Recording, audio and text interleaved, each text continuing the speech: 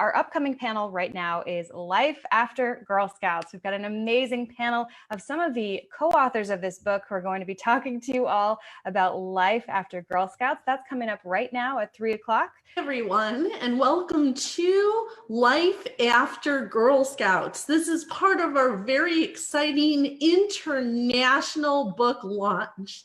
So have you ever asked yourself, what happens to Girl Scouts when they get older? What kind of careers do they have? And how do girls use what they learned from Girl Scouts to break free, to stand in their power as adults? We wanted to give a big shout out for everybody who's here, who is cheering on girl empowerment and women empowerment. My name is Josephine Hannon, but you can call me Jose. And I'm a very proud Gold Award recipient. And I'll also be your panel moderator. This panel came to be in a very unexpected way. I was writing a chapter about how Girl Scouts helped me become who I am today and contributed to me starting an organization for women entrepreneurs. And then I was talking to the other co-authors, and we realized that out of the 17 co-authors, 10 of us were actually Girl Scouts. So we said, how fun would it be and inspiring to do a whole panel dedicated on how Girl Scouts really helped us to break free, to stand in our power, because collaboration is the Girl Scout way, right? And collaborating isn't just for girls. It's equally important to collaborate for Girl Scout alumni. So we are so excited today to make a difference on an international scale by sharing our stories and inspiring both girls and women to live their dreams and stand in their power. So the intention of today's panel is to be fun, it's to be engaging, it's to be interactive. So if you are listening to us from Facebook, go ahead, share with us your comments and your Girl Scout experiences. We want to have you react and participate, okay? So in that spirit, I'm going to start with a question that's directed to both our panelists and the audience at large. And the question is, were you in Girl Scouts? Which obviously is a yes for the panelist, or at least we hope so. That's what they've been saying. And were you in Girl Scouts, and what level did you get up to? So I'm going to refresh your memory. Were you a daisy, a brownie, a junior, a cadet, a senior, or an ambassador? Okay, so as I'm renaming those, if you're on the panel and one of them fits you, just raise your hand or do a reaction and let us know, okay? So were you a daisy? That's kindergartner and first grade, okay? Were you a brownie, second and third grade? Okay. Were you a junior, fourth and fifth grade? Ooh, lots of juniors. Were you a cadet, 6th through 8th grade? Oh, we are going up the ranks. Were you a senior, 9th and 10th grade? And were you an ambassador, 11th and 12th grade? Yes, I was. Wearing the Girl Scout outfit even when it wasn't hip and doing it anyway. Now that's standing in your power. So now we're going to ask our co-authors some exciting questions about what it's really like after Girl Scouts. And when our panelists are introducing themselves, please introduce yourself by saying your name, your business title, so the listeners know who it is they're listening to, and then also feel free to share anything you want about Girl Scouts or the level you got up to. Cool? Awesome. All right, so our very first question is, Girl Scouts are really known for thinking bigger than themselves and making a big difference in the world and their communities. So the question is, how is this caring, giving spirit translated into the work you're doing today? And I know, Michelle, you wanted to answer that question. So Michelle, can you go ahead and introduce yourself and let us know how your giving spirit translated into what you do today? Sure. Hi, everybody. Michelle Sugiyama. I'm the founder of Mindful Eating, Master Certified Health Coach, Nutritional Chef, and National Speaker. And I was a junior Girl Scout in the great state of Michigan. And I think when it comes to the giving spirit, it really starts with the amazing Girl Scout leaders. There are so many strong, powerful women all around the world who are leading these young, impressionable lives to be really great people in their community and beyond. And one of them happened to be my mom, actually. And I so wish she was still around so I could really tell her, you know, how wonderful she was to really be part of my life and to help other young lives. Because I know for a fact that she did not know how to camp, or probably camped once in her entire life in the Philippines, and helped me get all these different badges, and all the other girls too. And so what Girl Scouts really helped me to do was really keep learning, keep growing, do things that maybe you don't want to do, but man, you want to get that badge. And so that's translated to me, for me, is to really find my passion and to help people really make sure that they put themselves first and their health so they can truly enjoy their golden half of life. And I want to leave with a quote. I think you're going to love it. It's, "The meaning of life is to find your gift. The purpose of life is to give it away." And that was by Pablo Picasso, not a Girl Scout, but an amazing person in the world. Thanks, Jess. Yes. And I know Annabelle wants to chime in and give her thoughts. Hi, my name is Annabelle Kandaya, and I'm a coach and mentor for aspiring entrepreneurs who are looking for more balance in their life so they can live the life they truly dream of. So I was a brownie, and while it seems like it's been a while, I know it left such an indelible mark on me, because as I was reflecting on this a few months ago, it really was the start of my leadership and community giving journey. And now I know that I've been doing this even more in different ways and bigger ways. And the story I want to share is, before I became an entrepreneur, I was a diplomat, and I spent 3 years in India.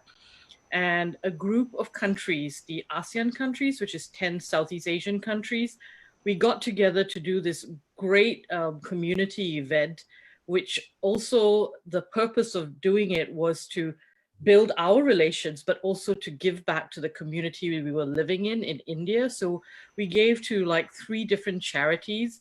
And that event, I was a leader of part of the organizing committee, and it just left such a memory for me, because it built that bond across, and then also with another community. So I always think about how anytime now I do things, how we can do this globally. And while that wasn't like $1 million in the event that, you know, ended up, one thing I always remember as I go forward is even a small thing can be a lot for people who need that. So that giving spirit is always something I remember, to not to worry that sometimes you think we don't have enough, but a lot of people need our help. That's beautiful.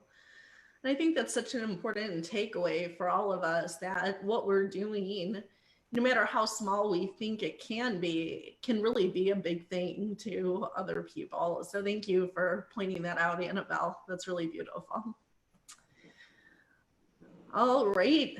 So, you know, being Girl Scouts, we would be remiss if we didn't sing a Girl Scout song, don't you think? And what is our favorite Girl Scout song? Make new friends, but keep the old. One is silver and the other is gold.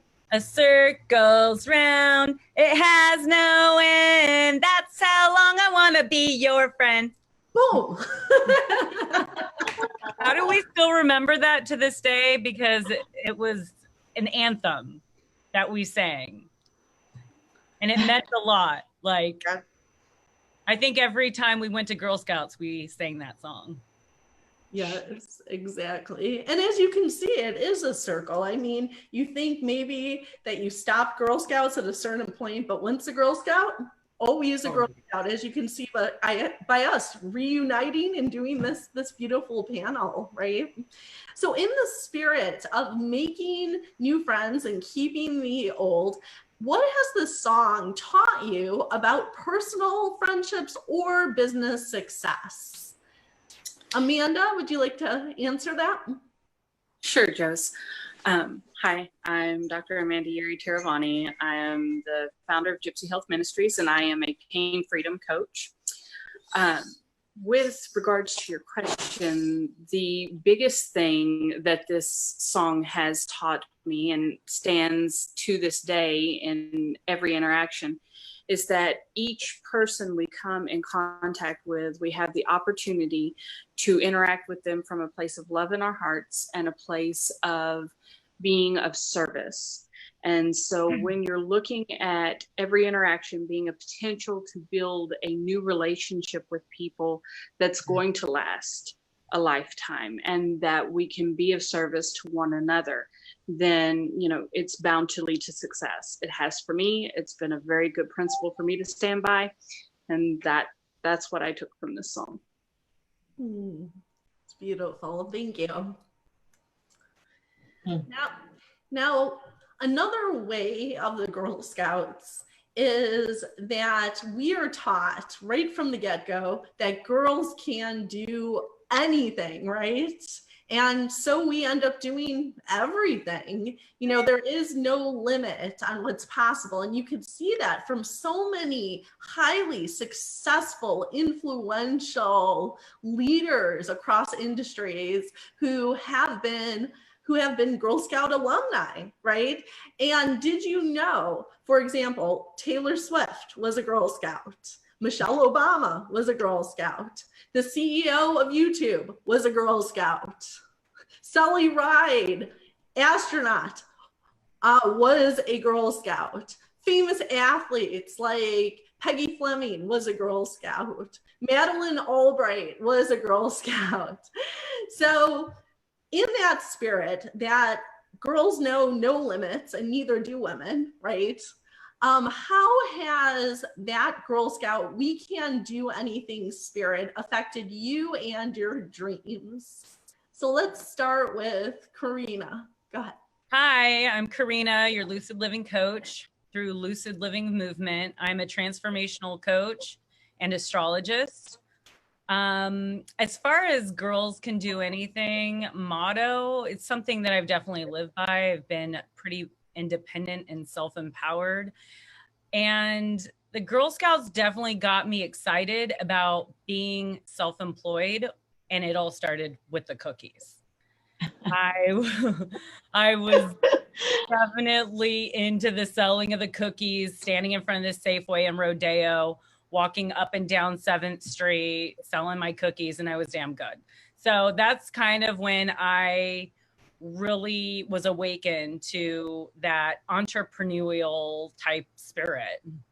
But as like, I think that the motto of also the song, about the friends and keeping the old ones and the new ones, I think it's kind of like a parody as well to accepting ourselves as a whole and accepting ourselves for our past and our present and who we are becoming for our future. And I think that's very important. I'll leave it at that. Wonderful. And And I think what you're bringing up is so important. We can accomplish anything, and that doesn't mean we have to be perfect, and it doesn't mean we have to have the perfect past. But the reason we can accomplish more is because we've gone through challenges in our past, which makes us better than ever in our future. So with that, I know that Ariel definitely wants to jump in and say something. Go ahead. I do, definitely. Thank you. I'll pick up right where you left off with that in terms of what Girl Scouts meant for me the few years that I was involved.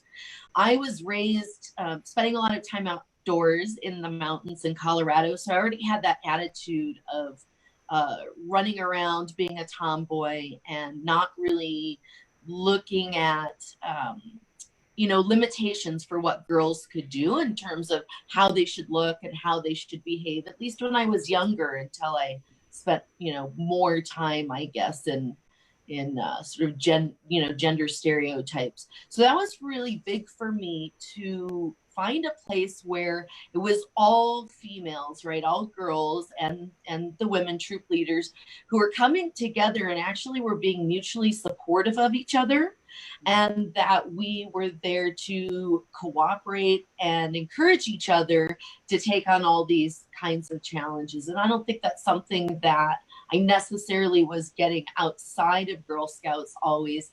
I'll just say that it was also a safe place and a place for me to go see other ways of being and living in families. And as women, as I was raised as a kid, it was not a great environment. And so to be able to go somewhere even where, like a troop leader, that somebody was loving and kind and we were there having fun and there was that togetherness and family. I didn't have a real sense of that anywhere else. That's something I neglected to say the other day.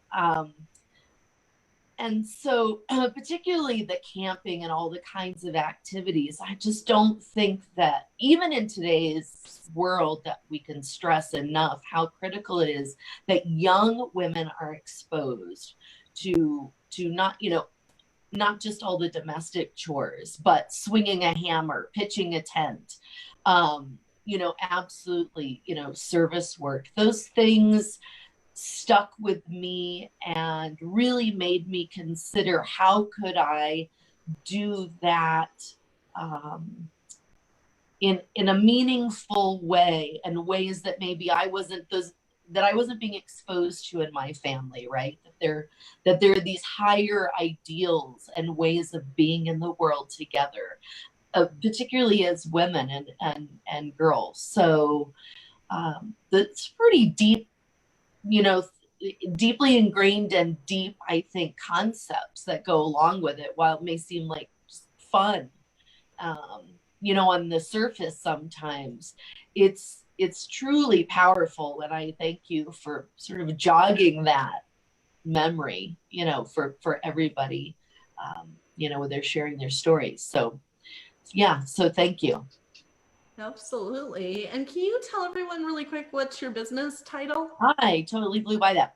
Yes, my name is Ariel Bickle, and I identify as a visionary rebel and a transformational leader. So anything that brings about transformation, obviously writing. I'm an author.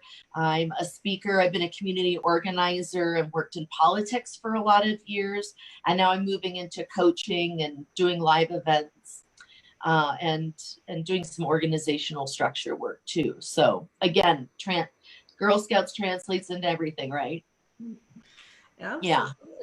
And it seems like you have a lot of accomplishments under your belt.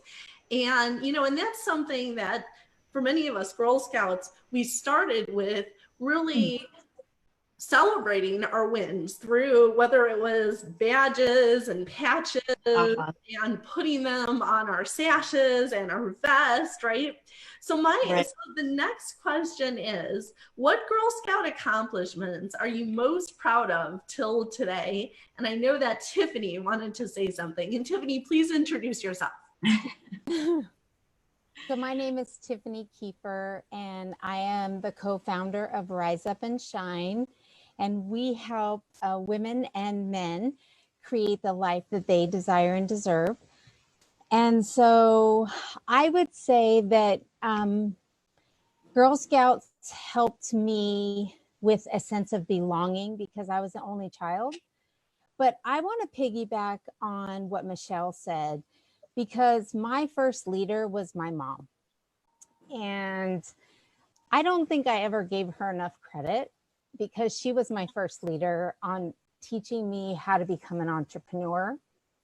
And I think I've owned a lot of businesses because of her.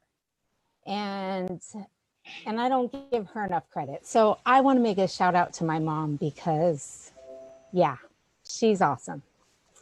But I learned how to become a leader and an entrepreneur and everything because both of my parents are entrepreneurs, and they taught me how to go for my goals and how to not quit. But that's the Girl Scout and Brownie way. And my leaders in Girl Scouts taught me that, but they also taught me that competitiveness was healthy, so that when it was cookie time, I could haul butt home and hit all the houses and it was okay. And that my parents, when they had to load up the back of the truck with all of the cookies, that was okay too when I had to go deliver them all. Because, you know, being for the greater good of all was important. And all of my leaders, starting with my mom all the way up, they always taught me no matter what everybody's personality was, always be for the greater good. And that's what I instill today in myself and in my kids and in my clients. And if it wasn't for starting as a Brownie, I think I started as a Daisy, but that's what Girl Scouts taught me. Well, Can you share the story about the campfire, your favorite leader? I Yeah. love that story. We are going to do that at the end on the bonus question. Right, Joe? So aren't we going to do that? You know what, Tiffany, why don't you go ahead, since we're Okay. talking about leaders right now, and if you have somebody, if you're listening right now and you have a favorite leader, go ahead, put them in the comments and tag them, let them know that you appreciate them. So now, Tiffany, why don't you tell us another great story about leaders? So my favorite leader was Mrs. Copaccini. We called her Mrs. C. And she was hard. She was a hard ass. She was tough. But she loved us for who we were and who we were becoming. But most importantly, she taught us something that when we didn't get along, she taught us how to act. And I remember that when we were cooking, me and another Girl Scout despised each other. We did not get along. We were like oil and vinegar. And we had to cook a meal for each other. And she said, you can cook it however you want. So we stuck our hot dogs and our buns in the dirt. We stuck them in charcoal and we burnt them. And then after it was all done, she said, now you get to eat your own. And her message to us was, regardless of somebody's personality or their opinion, you love them regardless, because you never know when you will have to eat your own crow. And that message has stuck with me my entire life. Powerful. And speaking of powerful accomplishments and what you're still proud of till today, I wanted Jeannie, can you go ahead and share with us? Well, what you're talking about are badges, and we wore them in honor because we had to earn every single one. And I really wanted to fill up my vest. And I had a chance to look at it because it's tucked away in what I call my time capsule, you know, that box that you put things in and never look at. I had it covered all the way up the back. I really loved getting those badges. You learned how to set a goal. You learned how to figure out how to actually do the work, because you had to do the work and then get it evaluated so that you could earn the badge. I still remember the 20-pound cake that I did from scratch that my father lovingly ate all of. And what I didn't tell you guys the last time that I forgot is the caramel frosting was actually hard candy by the time I was done. But I still got that badge. I really worked at it. And one of the things that the badges did, I moved around a lot when I was a kid. I didn't start with one troop and grow with everybody, which a lot of my friends did do.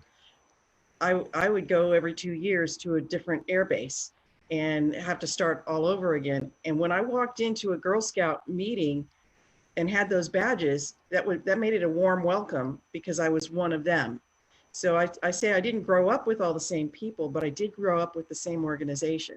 So whether I was in Montana or Michigan or wherever they sent me, I was able to walk in and be part of that group immediately. Those badges really meant more than, doing the work. And I still love the idea of the sit-upon, which we had to make every time we had a day camp. You had to make your sit-upon. So I think those badges helped open doors, and that helps in my adult life. I'm a communications coach. I own Alfred Communications, and I also serve as the executive director of the Sudden Cardiac Arrest Association. So what that means is I have to meet people who I have no background with all the time. And being able to walk from one Girl Scout troop to another on a regular basis helped give me the practice to walk into a room and be able to manage a business meeting with people I'm just meeting. It's a very powerful practice. Do you bring your stash? I should. I know. That'd be awesome. I don't think it fits anymore. That's great. That's great. And I think as Girl Scouts, all of us would have so many accomplishments on our sashes and vests that we would need new ones anyway, right? With knowing this group of ladies. And, and the thing I want to add, I really want to piggyback on what both Tiffany and Jeannie were saying about accomplishments and your badges of honor. If I was going to give one message to Girl Scouts of tomorrow, today and tomorrow, it would be that never let somebody take your badge of honor away. Earning my Girl Scout Gold Award, which is the highest award in Girl Scouts, was one of my proudest lifetime achievements. So much so that even if you go to my LinkedIn profile, it's still on there, okay? However, when I was in college, my freshman advisor, I let his opinion take my pride away from what I had accomplished. He said, put on the top of your resume whatever you think will make you most employable. And yeah, I worked in day camp and I worked at the Career Center and I did a lot of babysitting, but nothing spoke louder for my ability to do anything and be the leader the world needs in any position as much as my Girl Scout Gold Award. So I put it at the top of my resume, and my advisor looks at my resume and says, that needs to come off. Nobody will know what that means, and employers think Girl Scout Gold Award is a joke. He told me that employers know the Boy Scout Eagle, the Eagle Scout Award, but not Girl Scouts. And that at which point I felt like 13 years of my life had gone down the drain. I felt like nothing I had done mattered. And I put his opinion over my own truth. It was just like Regina Rewards Davis said, I decided at that point not to trust my truth. But really, it took me a couple of years to get this. But what I got was that never put somebody else's opinion above your own truth. Never put somebody else's opinion above your own truth. You have to be a stand for your accomplishments. Nobody else will. And that advisor was entirely wrong, because if you came to me today as somebody that has an organization for women entrepreneurs and I was looking to hire a consultant or collaborate with somebody on an event, if they said to me, Jose, I was a Girl Scout, oh my gosh, they're going to the top of my resume pile. How many of you would say the same thing? If you knew somebody was in Girl Scouts, how many of you would give them like a leg up, right? So never underestimate how powerful your experiences are, and always honor your badges. So with that said, we're going to move on to our very last question for today, which is going to go to Seema. And the question is, how has Girl Scouts supported you to break free, to stand in your power? Thank you, Jose. I don't know how much more I can add to what has already been said, but I joined Girl Scouts when I was in 4th grade, and we had just moved from Baltimore, Maryland to Amherst, Massachusetts. And it was a predominantly, well, let me put it this way. I was one of the very few of color in that neighborhood, in that school. And I just had an experience from Baltimore, Maryland, where I was beat up really badly by a bunch of kids and left on the sidewalk bleeding. And then there were a bunch of Black kids, and then a Black man picked me up and took me home. So I was, of course, very scared and very nervous, and was just recluded and retracted into myself and stayed mainly by myself. So that was one of the reasons I was enrolled into Girl Scouts, to make new friends, to feel more comfortable. And I just loved how they just included me. They allowed me to take my time, showed me that I too was important, that my skin color, my hair, where I was from, English, I was still, getting to the proficient, fluent level at that time. I knew German though, German and Hindi, and I was learning English. So it took a while to express myself properly and for people to understand and for me to build trust.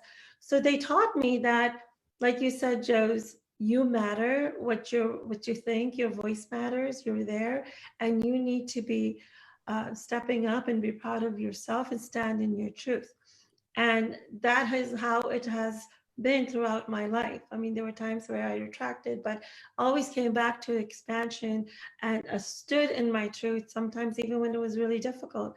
And that's what I've included within my family and now with my clients, helping them stand in their truth, break free from whatever is coming in our way. And sometimes we feel like we've reached a level and we're done, we've arrived, but we're like onions, layers of onions. Just by the time you're done with one, there's another one ready. So just taking that time, and they just said, take your time, take one step forward and stand in your truth. And I think I broke free from that. And, I think that's my break free theme has been since then. So back to you, Jose. Thank you. And I have a question on behalf of the audience, because I'm sure many people are thinking, oh my gosh, there's such great stories here, and we've only heard just a little bit of them from our co-authors today. So if the audience wants to go and they want to get the Break Free to Stand in Your Power anthology and read the whole stories, connect with our co-authors, what should they do? They should go to our Facebook page, Break Free to Stand in Your Power, and connect with us there. The links to different countries are there. And for US, you can just go to Amazon.com and look up in the search button, Break Free to Stand in Your Power. The book will come up and you hit purchase and you're all set. You might want to put Seema Gary after Break Free and Stand in Your Power. I'm sorry? You might want to have them put Seema Gary after Break Free to Stand in Your Power. It popped up then. Yeah. Okay, that's a great idea. Thank you for that. And we should remind people, if they go to the link today, for the next 24 hours, it's $1 for the Kindle edition. And you don't have to have a Kindle to read the Kindle edition. They have free reading apps that you can download. So you can read it on your phone or your tablet or whatever you have.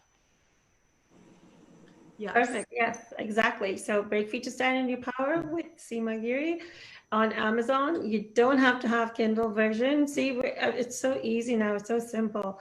So really no excuses, but we would appreciate if you would push it out into the different countries, because we have reached #1 in the US and now we're going for international. Yes. And talk about girls can do anything, right? And not settling. And so we really adore that everyone listening today are here because you're about girl empowerment and women empowerment. And let's keep taking it all the way to international bestseller so that we can really get the stories of girls and women today, girls of yesterday and women of today out there. So more of the world gets to know the awesome women who are Girl Scout alumni, who are now bravely, boldly standing in their power, telling their stories and collaborating together all in one place. And I wanted to leave you with a quote from Juliet Gordon Low. Juliet Gordon Low was the founder of Girl Scouts in the US in 1912.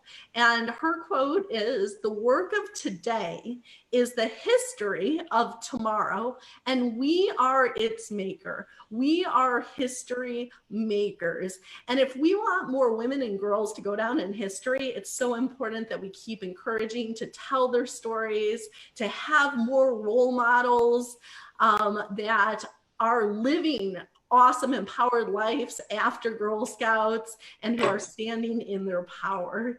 So thank you for cheering us on and taking our stories in a bigger way to the world. And let's get to international best-selling status all together and to have another big win for the Girl Scouts. And Jill, that was a wonderful way to end. I would just like to add one more thing, that if you have to settle for more. You don't have to settle for less. If you need to settle, then settle for more. So